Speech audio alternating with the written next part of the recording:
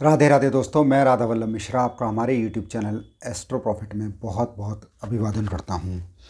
कुंभ राशि के जो हमारे मित्र हैं उन सभी को वर्ष 2022 की बहुत बहुत शुभकामनाएं।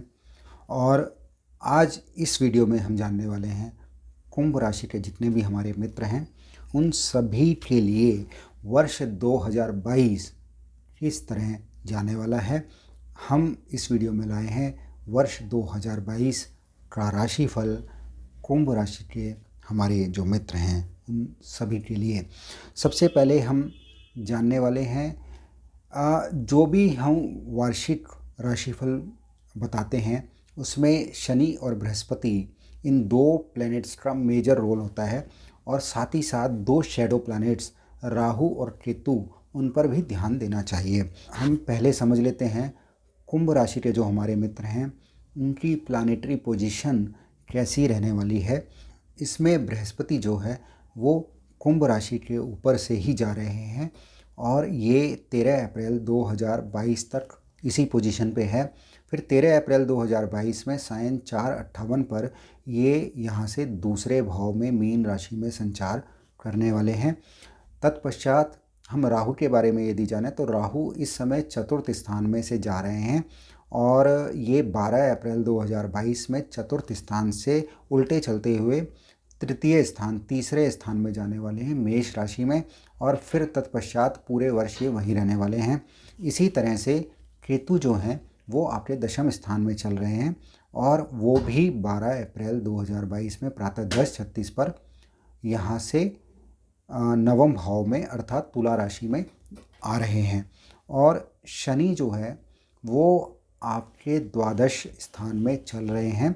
तो कुंभ राशि के जो हमारे मित्र हैं वो ऑलरेडी पिछले 2.25 वर्षों से शनि की 7.5 के प्रथम फेज पहले फेज से जा रहे हैं और 22 अप्रैल 2022 को शनि कुंभ राशि पर ही आने वाले हैं।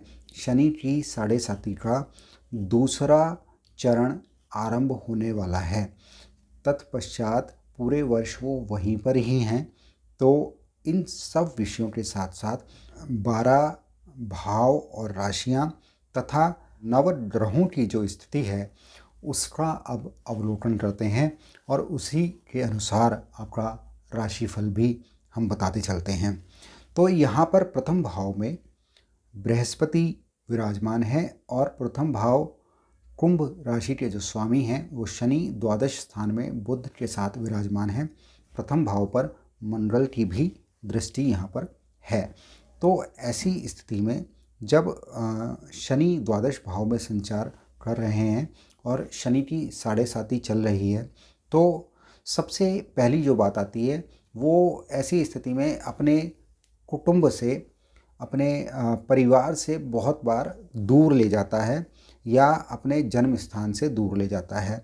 साथ ही साथ अपने संबंधियों से रिश्तों में तनाव हो जाता है और बहुत बार जो आपके बहुत अच्छे परिचित प्रतिष्ठित जो समाज में जिनका एक महत्वपूर्ण ओहदा है और वो जो आपके मित्र हैं उनसे भी आपके जो संबंध हैं उनमें थोड़ा मतभेद हो जाता है। द्वादश भाव में शनि होने से बुध होने से धन का व्यय भी बढ़ जाता है। स्वास्थ्य में भी थोड़ी बहुत परेशानियां आती ही रहती हैं। दूर देश की यात्राएं करनी पड़ती हैं और वो जो यात्राएं हैं वो उतनी शुभ परिणाम भी नहीं लाती। वो वहाँ पर थोड़ा मानसिक परेशानियां या शारीरिक पीड़ा भी लाती हैं और धन का व्यय व्यर्थ की चीज़ों पर भी होता है और साथ ही साथ आपका जो भाग्य है वो भी उतना साथ नहीं देता और ये आपकी जो संतान है उसके लिए भी अच्छा समय नहीं है। तो ये तो प्रथम भाव की बात रही, पर दूसरे भाव के स्वामी बृहस्पति वो अपने से द्वादश स्थान अर्थात कुंभ राशि पर ही जा रहे हैं, प्रथम भाव से ही जा रहे हैं। तो ये भी स्थिति बहुत अच्छी नहीं, परंतु जैसे ही 13 अप्रैल 2022 में बृहस्पति दूसरे भाव में संचार करेंगे तो चीज़ों में सुधार होना आरंभ हो जाएगा। तो उसके बाद आपकी आर्थिक स्थिति मजबूत होती हुई नज़र आ रही है। फाइनेंशियली एस्पेक्ट बेटर होता हुआ नज़र आ रहा है। एक्सपेंसेस पे कंट्रोल भी होता हुआ नज़र आ रहा है। जैसे ही 29 अप्रैल 2022 में शनि द्वादश भाव से प्रथम भाव पे आएंगे तो आपके जो बैड एक्सपेंडिचर्स जो चल रहे हैं, ज़रूरत से ज़्यादा जो व्यय हो रहा है, जो फालतू खर्चे हो रहे हैं, वो थमने वाले हैं और 29 अप्रैल 2022 के बाद चीज़ों में कुछ हद तक सुधार भी होने जा रहा है।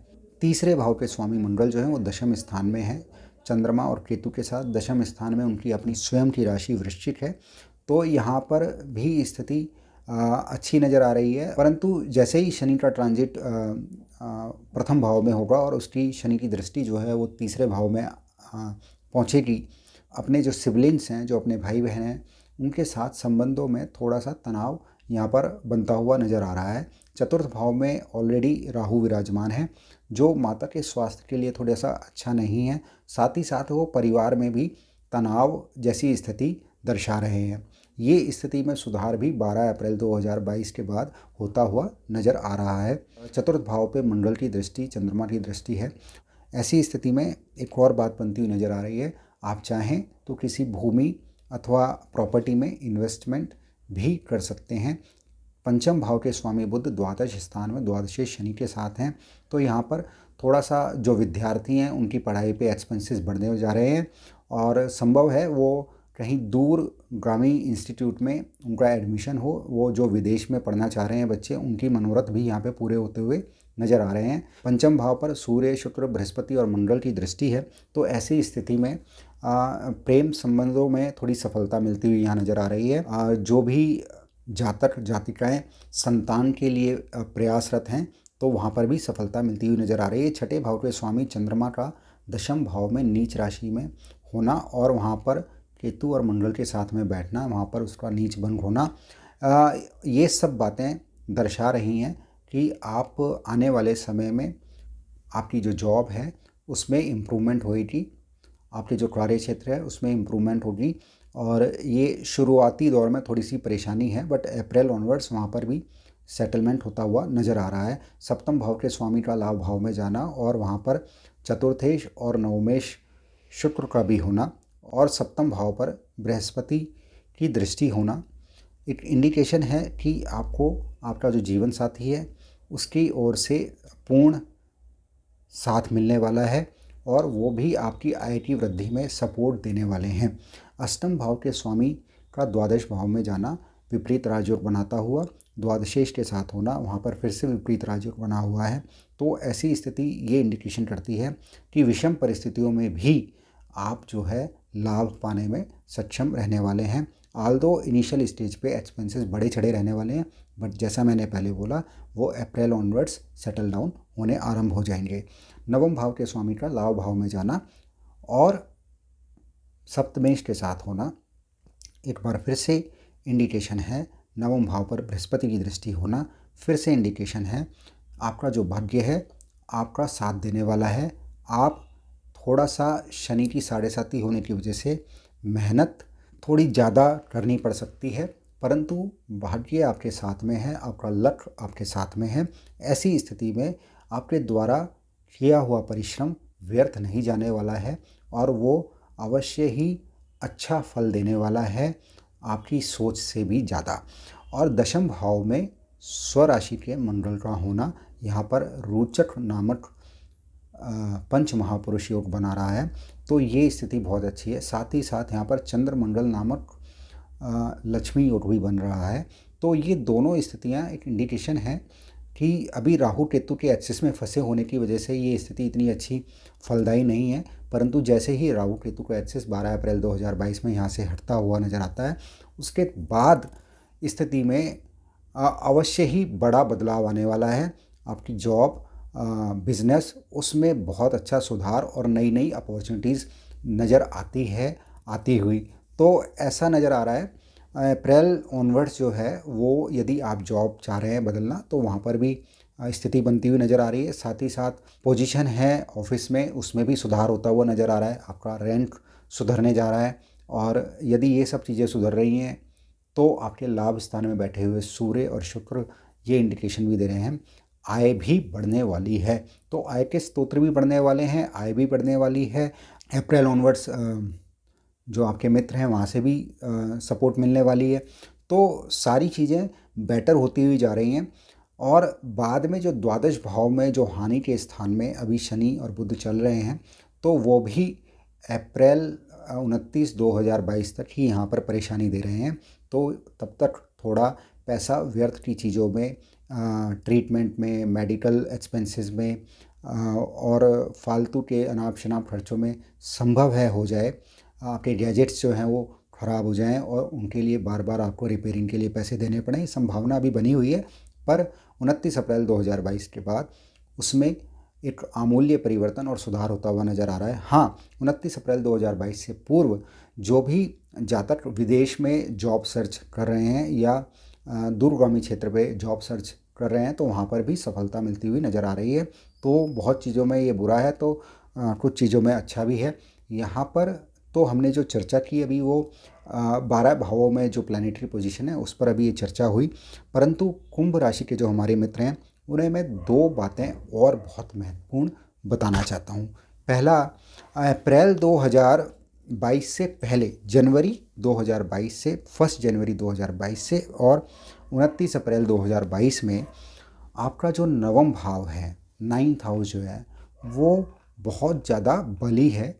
और जब भी ऐसी स्थिति बनती है, जब भी नवम भाव बली होता है, तो थोड़ी लंबी यात्राएं जो है वो देता है। तो पहली बात, लंबी यात्राओं की संभावना है। जो विद्यार्थी हैं उन्हें हायर एजुकेशन की ओर जाने की संभावना है। जो जातक कुंभ राशि के हैं और उनका पहला रिलेशन, पहली मैरिज जो है वो नहीं चल पाई और किसी वजह से उन्हें डिवोर्स लेना पड़ा, तो उनके लिए सेकंड मैरिज का ऑप्शन ओपन हो रहा है। जो जातक जातिकाएं कुंभ राशि के हैं उनके लिए स्पिरिचुअल पाथ में एक नई डेवलपमेंट आ रही है। संभावना है आप अपने लिए कोई नया मास्टर, कोई नया गुरु शायद आप चुनें, या ऐसा बोला जाए आपको कोई आध्यात्मिक गुरु का इन्फ्लुएंस, आपको कोई आध्यात्मिक गुरु का साथ मिलने वाला है। और जो पॉलिटिक्स के प्रोफेशन में उन्हें भी यहाँ पर सफलता मिलती हुई नज़र आ रही है। हाँ, थोड़ा सा पिता के स्वास्थ्य के लिए समय अच्छा नहीं है, तो वहाँ पर बहुत ध्यान देने की आवश्यकता है। 29 अप्रैल 2022 के बाद में जो विशेष बात ध्यान देने वाली है वो है, जो भी बिज़नेस में जो व्यक्ति हैं वो यदि अपने एम्प्लॉय से परेशान रहते हैं, लेबर से परेशान रहते हैं, उन्हें कोई ना कोई अड़चन आ रही है, तो वो प्रॉब्लम उनकी रिज़ॉल्व होती हुई नज़र आ रही है। उन्हें जो भी इश्यूज़ हैं लेबर वाले, लेबर के या एम्प्लॉय वाले, वो सारे सेटल डाउन होते हुए नज़र आ रहे हैं। साथ ही साथ बिज़नेस में वृद्धि होती हुई नज़र आ रही है, व्यापार में वृद्धि होती हुई नज़र आ रही है। जो सर्विस इंडस्ट्री से जुड़े हुए हैं उनके प्रोफेशंस में भी राइज़ होता हुआ नज़र आ रहा है। जो जॉब में हैं वहाँ पर भी उनकी पोजीशन इम्प्रूव होती हुई नज़र आ रही है। साथ ही साथ जिनका कमीशन बेस्ड बिजनेस है वहाँ पर भी लाभ होता हुआ नज़र आ रहा है। ओवरऑल ये जो पोजीशन है ये इंडिकेशन है आपका जो नाम है व्यापार में, आपका जो ब्रांडिंग है उसमें इम्प्रूवमेंट होनी है। साथ ही साथ जो रिटायरमेंट के लिए प्लान कर रहे हैं, हाँ, वहाँ आपके लिए अपॉर्चुनिटी है। आप यदि वीआरएस लेना चाहते हैं, वॉलेंटरी रिटायरमेंट चाहते हैं, तो वो पॉसिबिलिटी यहाँ पे बन रही है।